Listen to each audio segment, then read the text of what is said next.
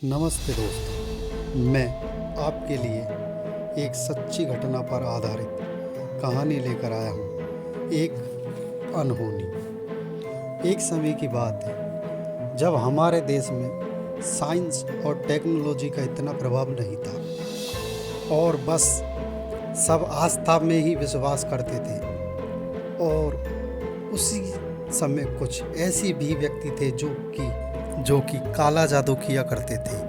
उसी समय की बात है, एक दिन राजू को अपने काम से घर जाने में कुछ देरी हो गई, क्योंकि काम इतना था कि उसे पता ही नहीं चला और वो लेट हो गया। समय काफ़ी हो गया, वो सुनसान सड़क पर अकेले ही चले जा रहा था।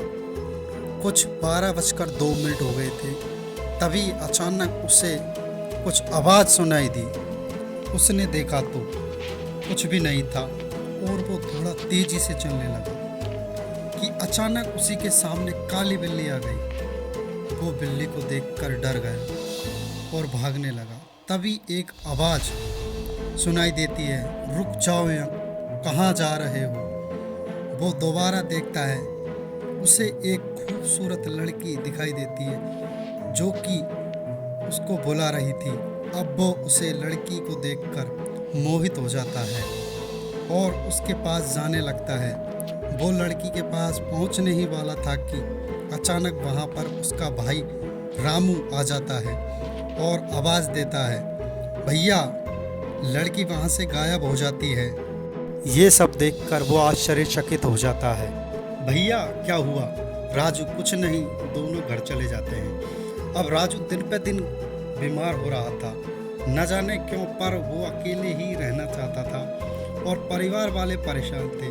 राधा, जो कि राजू की पत्नी थी, राधा ने कहा, रामू भैया, इन्हें क्या हुआ है? अब तो खाना भी छोड़ दिया है। रामू, हाँ भाभी, मैं भी देख रहा हूँ। तो क्या करें? चलो पंडित जी के पास चलते हैं। क्या भाभी, आप भी चलो वैद्य जी के पास चलते हैं। ठीक है, चलो चलते हैं। दोनों वैद्य जी के पास चले गए। वैद्य जी, न जाने इन्हें क्या हो गया है। वैद्य जी, अब कुछ नहीं हो सकता, अब दवा नहीं, दुआ करो। ये सुनकर राधा रोने लगी। रामू, चुप हो जाओ, हम मंदिर चलते हैं। बिना कुछ कहे, पंडित जी, उस दिन क्या हुआ था? रामू, मुझे लगता है आप उसी रात की बात कर रहे हो। पंडित जी, तुम्हें कैसे पता मैं किस दिन की बात कर रहा हूँ? रामू, क्योंकि भैया ने मुझे कुछ बताया था। राधा, क्या मुझे भी बताओ?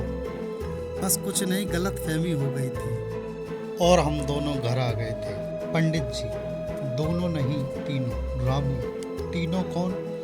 तुम, राजू और वो जो मंदिर के बाहर राजू का इंतजार कर रही है। मंदिर के बाहर? कौन? हाँ, मंदिर के बाहर।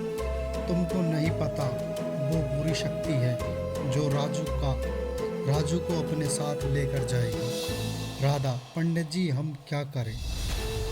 मेरे पति को बचा लो पंडित जी।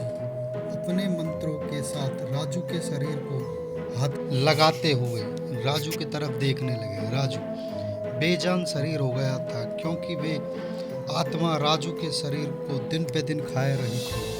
राजू का शरीर खोखला, खाली हो गया था। पंडित जी, इसका सिर्फ एक ही उपाय है, इसे शरीर की जगह शरीर देना होगा।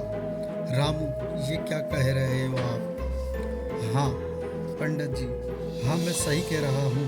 राधा, तो हमें क्या करना होगा? सुनो, आज से 3 दिन बाद अमावस्या है। उस दिन हम सभी आधी रात के बाद शमशान जाएंगे।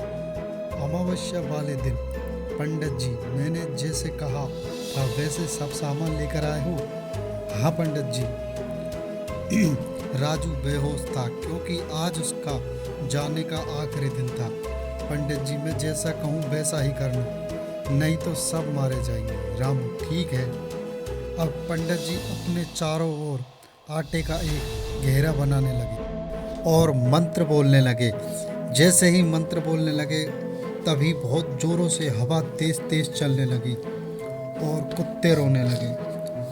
रामू और राधा डर के मारे कांपने लगे तभी उन्हें एक आवाज़ सुनाई दी, रुक जाओ, मुझे क्यों बुलाया? पंडित जी, चुप रहना और घेरे के अंदर ही रहना, नहीं तो हम सब मारे जाएंगे। तभी एक खतरनाक लड़की दिखाई देती है जिसका मुंह व शरीर पूरा खून से सटा हुआ रहता है। ये वही लड़की है जो राजू को दिखाई दी थी खूबसूरत लिबास में। तब वो आत्मा जोर जोर से चिल्लाने लगती है और राजू धीरे धीरे ठीक होने लगता है और वो सही हो जाता है। आत्मा राजू के शरीर को छोड़कर हमेशा हमेशा के लिए चली जाती है। इस कहानी के लेखक है संतोष जोशी। तो गाइस, अगर आपको ये वीडियो पसंद आई हो तो हमारी वीडियो को लाइक करें, शेयर करें और चैनल को सब्सक्राइब करें।